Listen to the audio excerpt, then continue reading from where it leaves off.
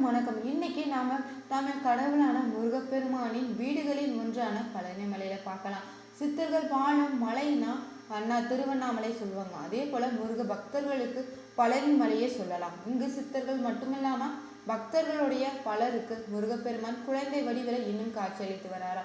அதை பற்றி சில சுவாரஸ்யமான தகவல்களை இந்த வீடியோல பார்க்கலாம். அது மட்டும் இல்லாம முருகக் கடவுளை வழிபடும் முறையின் மூலம் எத்தனை பயன்கள் உள்ளது என்பதை பற்றி தெளிவான விளக்கத்தையும் இந்த வீடியோல தெரிஞ்சு கொள்ள முடியும். இந்த வீடியோ உங்களுக்கு பயனுள்ள தகவலாக இருக்கும். அதனால வீடியோல எந்த இடத்திலையும் ஸ்கிப் பண்ணாம வீடியோவை முழுமையாக பாருங்க. வாங்க வீடியோக்குள்ள போகலாம். சிறப்புடைய கோவில்களை முதலாவதாக சொல்லப்படுவது பழனிமலை முருகன் கோயில் தான். இங்குள்ள முருகனது சிலை போகர் எனும் சித்தரால் உருவாக்கப்பட்டிருக்குது. முருகனது கோவில் குன்றினோட உச்சில அமைஞ்சிருக்கு. ஞான பலத்தை விநாயகர் வென்றதாலே ஏமாற்றம் அடைந்த குமர கடவுளும் அனைத்தையும் துறந்து பழனி மலையில குடியேறியிருக்காரு. அந்த வகையில பழனி முருகனின் வழிபாட்டு முறைகளை குறித்து இந்த வீடியோல நம்ம பார்க்கலாம். முருகனுடைய அறுபடை வீடுகளை பக்தர்கள் அதிக அளவில் தினமும் செல்லக்கூடிய தலம் தான் திருத்தல பழனி. சித்தர்கள் பலரும் வாழும் மலை என கருதப்படும் சிவ பக்தர்களுக்கான திருவண்ணாமலை எப்படியோ அதே போலதான் முருக பக்தர்களுக்கு பழனி மலையை சொல்லலாம். இங்கு சித்தர்களுக்கு மட்டுமில்லாம பக்தர்களுக்கும் பலருக்கும் முருகக்கடவுள் குழந்தை வடிவில் இன்னும் காட்சி அளித்து வருவதாக சொல்லப்படுது. இங்குதான் காவடி எடுத்து நேர்த்தி கடன் செலுத்தும் முறையும் உருவான இடம்தான் பழனி மலையாம். அருள் நிறைந்த பழனி மலையில மட்டுமல்லாமல் இங்கு அனைத்து முருக பெருமானின் அற்புத அருட்கருணையை போற்றி கூறும் விதமாக ஏராளமான நிகழ்ச்சிகள் நடந்து கொண்டேதான் இருக்குதுன்னு சொல்லப்படலாம். இப்படி முருகனின் அருள் எப்படிப்பட்டது என அனைவருக்கும் உணர்த்து செய்வதுதான் பழனி மலையினுடைய தங்கத்தேரா. இது வரலாற்றில் பார்த்தனா மிக சுவாரஸ்யமான கதையாக இருக்குமா. முருகப்பெருமானினுடைய அறுபடை வீடுகளை 2ஆம் படை வீடாக திகழ்வதுதான் பழனி மலை. பழனி ஊருக்கு அமைந்துள்ள திரு ஆவினன்குடி என்பது உண்மையான படை வீடு தான். இருந்தாலும் பழனி மலைதான் மீது அமைந்துள்ள தண்டாயுதபாணி கோயிலேயே பக்தர்கள் படை வீடாக கருதி வழிபட்டு வராங்க. பழனி சென்று முழு பழனியும் பெற வேண்டும் என்பவங்க முதலில் ஊருக்கு சென்று அங்கிருக்கும் ஆவினன்குடிய தலத்திற்கு அருகில் உள்ள இடுமன் மலைக்கு சென்று வழிபட்ட பிறகுதான் பழனி மலை மீது இருக்கும் தண்டாயுதபாணியை தரிசனம் செய்ய வேண்டுமா. பல நிறைந்ததுதான் பழனி மலை என அருணகிரிநாதர் தன்னுடைய திருப்புகழில பாடியிருக்காரு. இங்குள்ள மூலம் கையில் தானம் ஏந்திய நிலையில ஆடி கோலத்துல நின்ற கோலத்துல காட்சி அளிக்கிறார் முருகக்கடவுள். முருகனின் சிலை யார் செய்திருக்கானா போகர் சித்தரால் உருவாக்கப்பட்டதாக சொல்லப்படுது. நவபாஷணத்தால் ஆன இந்த சிலையில பட்டு பேற்றப்பட்டு பிரசாதங்களும் அனைத்து பலவிதமான நோய்களை தீர்க்கும் அதிசயத்தை இன்றும் பழனியில காணலாம். மலை மீது போகர் சித்தருக்கு ஜீவ சமாதி இருக்குது. இது பழனிமலை பற்றி அனைவரும் அறிந்த ரகசியம்தான். ஆனால் பழனி முருகன் கோயில்ல தங்கத்தேர் உருவான சுவாரஸ்யமான கதை பலரும் அறியாத ஒன்றுதான். தங்கத்தேர் எப்படி உருவானுச்சுன்னா பழனியில நடைபெறும் மிக முக்கியமான வழிபாடு தான் தங்கத்தேர் வழிபாடா. முதலில பழனி மலை கோயில்ல தான் தங்க ரதம் அமைக்கப்பட்டது. அதன் பிறகுதான் திருச்செந்தூர் திருத்தணி உள்ளிட்ட மற்ற முருகன் கோவில்களிலும் தங்கத்தேர் அமைச்சிருக்காங்க. தங்கத்தேர் பவனி உற்சவமும் நடத்தப்படுமா. முருகனின் மனதார நம்பி வழிபடும் பக்தர்களுக்கு முருகன் எப்படி அருள் செய்வார் என்பதற்கும் மிக பெரிய சாட்சியாக இன்று இருப்பதுதான் பழனி தங்கத்தேரா. மலையில பார்த்தோம்னா சாது என்று சாமியார் ஒருத்தர் இருந்திருக்காரு. அவர் தினமுமே மலை மீது ஏறி சென்று முருகனை தரிசித்து விட்டு கண்ணீர் விட்டு அழுவாராம். ஏன் அழுகிறார்கள் என கேட்டாலும் இனி மீண்டும் முருகனை தானே தரிசனம் செய்ய முடியும். அதுவரை நான் முருகனை பிரிந்து இருக்க வேண்டுமே என்றாராம். அந்த அளவிற்கு தீவிர முருக பக்தராக இருந்த அவரை பெரும் செல்வந்தராக முருகேச முதலியார் என்பவர் தரிசிக்கிறாரே.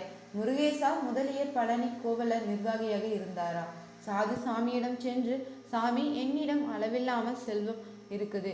பல காலமாக எனக்கு குழந்தை இல்லை எனவும் என்னுடைய குறை போக நான் என்ன செய்ய வேண்டும் என கேட்டிருக்கார்கள். அதற்கு ஏதாவது வழி சொல்லுங்கள் என கேட்டிருக்காங்க.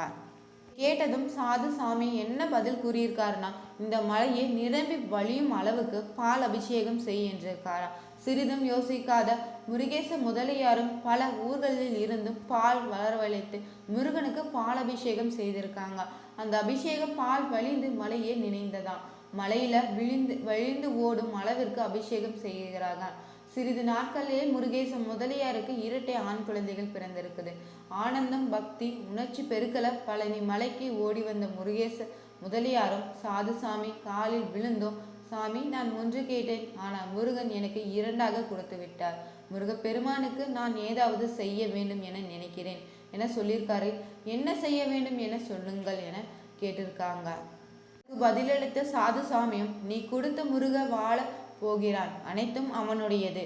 உன்னுடைய ஆத்மா திருப்தியாக அவனுக்கு தங்கத்தேர் செய்து வை என சொல்லியிருக்காரு. உடனே முருகேச முதலியாரும் தங்கத்தேர் செய்து வந்து கோவிலுக்கு காணிக்கையாக வழங்கியிருக்காங்க. அவர் அன்று காணிக்கையாக அளித்த தங்கத்தேர் தான் இன்று வரையும் பழனி மலையில பவனி வருதான். குழந்தை இல்லாதவர்களும் பழனி முருகனிடம் வேண்டிக் கொண்டாலே போதும், குழந்தை பிறந்த உடனே இங்கு வந்து தங்கத்தேர் எழுப்பதை இன்று முக்கிய வழிபாடாக வச்சு கொண்டிருக்காங்க. தங்கத்தேர் எழுப்பதற்கு ரூ. 2000 தேவஸ்தானத்துல செலுத்த வேண்டுமா. தினமும் மாலையில நடக்கும் தங்கத்தேர் உற்சவத்துல அந்த குடும்பத்தைச் சேர்ந்த 2 நபர்கள் தங்கத்தேரை வடம் பிடித்து இழுக்க அனுமதிக்கப்படுறாங்க. ஏராளமான அதிசயங்கள் நிறைந்ததுதான் பழனிமலை. பழனிமலையில மூலவராக வீற்றிருக்கும் தண்டாயுதபாணி சுவாமியினுடைய சிலை பார்த்தோம்னா நவபாஷானத்தால் ஆனதா. போகர் சித்தரால் உருவாக்கப்பட்டது என சொல்லப்படுது.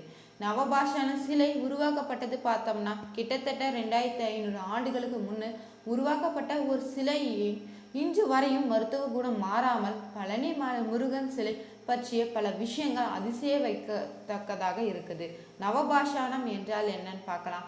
பாஷானம் என்றாலே விஷத்தன்மை கொண்ட பொருள் தான். 9 வகையான விஷத்தன்மை கொண்டது பொருட்களை பிரதானமாக வைத்து செய்யப்பட்டது நவபாஷான சிலையா. பாசானம் என்பது மொத்தம் 64 வகையாக இருக்குது. நீலி என்ற பாசானம் மற்ற 63 வகையான பாசானங்களை நச்சுத்தன்மையும் முறித்துவிடும் தன்மை கொண்டதாம். முருகனுடைய சிலை பார்த்தோம்னா நவபாஷானம் எனப்படும் 9 வகையான பொருட்கள் மட்டும் இல்லாம 4000க்கும் அதிகமான மூலிகைகளால் செய்யப்பட்டதாக சொல்லப்படுது. இவை பொதுவாகவே நவபாஷானம் என குறிப்பிடுறாங்க. தெய்வ உத்தரவின் பேரில் போகர் சித்தர் இந்த நவபாஷான சிலையை செய்துள்ளதாகவும் சொல்லப்படுது. சிலையை செய்வதற்காக போகர் எடுத்துக்கொண்ட காலம் பார்த்தோம்னா 9 ஆண்டுகளாம். சிலை செய்ய பயன்படுத்தப்பட்டு 9 வகையான பாஷான பொருட்களும் 9 வகையான இயற்பியல் வேதியியல் தன்மைகளை கொண்டதாக இருக்குது. தண்டாயுதபாணி சிலைக்கு ஒரு நாளைக்கு 6 முறை மட்டுமே அபிஷேகம் நடைபெறுது. நல்லெண்ணெய், விபூதி, சந்தனம், பஞ்சாமிர்தம் ஆகிய 4 பொருட்கள் மட்டுமே சிலை முழுவதுமே படும் வகையில அபிஷேகத்திற்கு பயன்படுத்துறாங்க. மார்கழி மாதத்துல மட்டுமே பன்னீர், பால் கொண்டு அபிஷேகம் நடத்தப்படும். ஒரு அபிஷேகம் என்பது 5 முதல் 7 நிமிடத்துக்குள்ளே முடிவடைந்து விடுமா.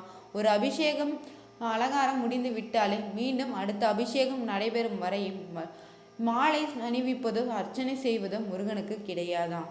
முருகன் சிலையில பார்த்தோம்னா மார்பல இரவில வட்ட வடிவில சந்தன காப்பு சாத்தப்படுது. அதே போல் நெற்றிக்கு 2 புருவங்களுக்கு இடையே சிறிய சந்தன பொட்டு வைக்கப்படுமா.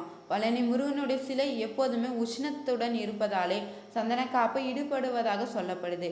காலையில நடை திறக்கப்படும் போது இந்த உஷ்ணத்தால் முருகனின் சிலை முழுவதுமாகவே வேர்வை துளிகளால் காணப்படுமா. முருகன் சிலை மீது வேர்த்த நீர் அபிஷேக நீருடன் கலக்கப்பட்டு காலை நேரத்துல அங்கு இருக்கும் பக்தர்களுக்கு தீர்த்த பிரசாதமாக வழங்கப்படுது. முருகன் கோயில் இருக்கும் மூலவர் சிலைக்கு மகத்துவமான விஷயங்களும் இருக்குது. ஒவ்வொரு தேவைக்காக ஒவ்வொரு ரூபத்துல முருகனை தரிசிக்க விரும்புவாங்க.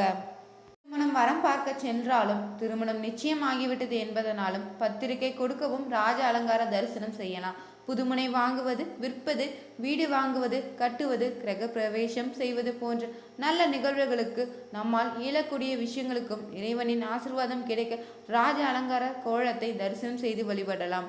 மனதால் முடியாத சில விஷயங்களுக்கு இவ்வுலகம் இருக்குது. உயிருக்கு போராடி கொண்டிருக்கும் உறவுகளை காப்பாற்றுவதற்கும் சரியான முடிவை எடுக்க முடியாமல் தடுமாறும் மனம் கொண்டவர்களுமே ஆடிக்கோலத்தின் தரிசனம் செய்வதன் மூலம் தெளிவான மனநிலையை பெற முடியும், முடிவையும் எடுக்கலாம்.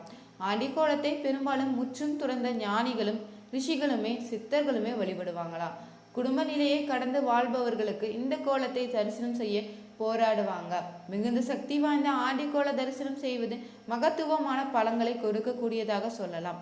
ஆடிக்கோளத்தின் பழனி முருகனை தரிசித்தாலே முற்றும் துறக்க வேண்டியே இருக்கும் என்பதெல்லாம் மெய்யல்ல. ஞானக்காரகரனாக முருகன் நமக்கு விரயத்தையும் தைரியத்தையும் ஞானத்தையும் கொடுக்கக்கூடியவர். முருகனுக்கு செவ்வாய் கிரகமும் குரு பகவானும் இருக்கிறாராம். தீராத வழக்குகள் தீரவும் தீராத நோய்கள் விலகவுமே தீர்ப்புகள் சாதகமாக முடிவதற்கும் வழக்குகளின் உங்கள் பக்கம் நியாயம் கிடைக்கவுமே போராடி கொண்டிருப்பவர்கள் முருகனை ஆண்டிக்கோலத்தில் சென்று வழிபட்டு வரலாம். இதன் மூலம் நல்ல பலன்களை பெற முடியும். வீடியோ உங்களுக்கு பிடிச்சிருந்தா லைக் பண்ணுங்க, ஷேர் பண்ணுங்க. இது போன்ற சுவாரஸ்யமான தகவலை தெரிஞ்சுக்கொள்ள மறக்காம நம்ம சேனலுடைய பெல் பட்டனை கிளிக் பண்ணி சேனலை சப்ஸ்கிரைப் பண்ணிக்கோங்க. Thank you viewers.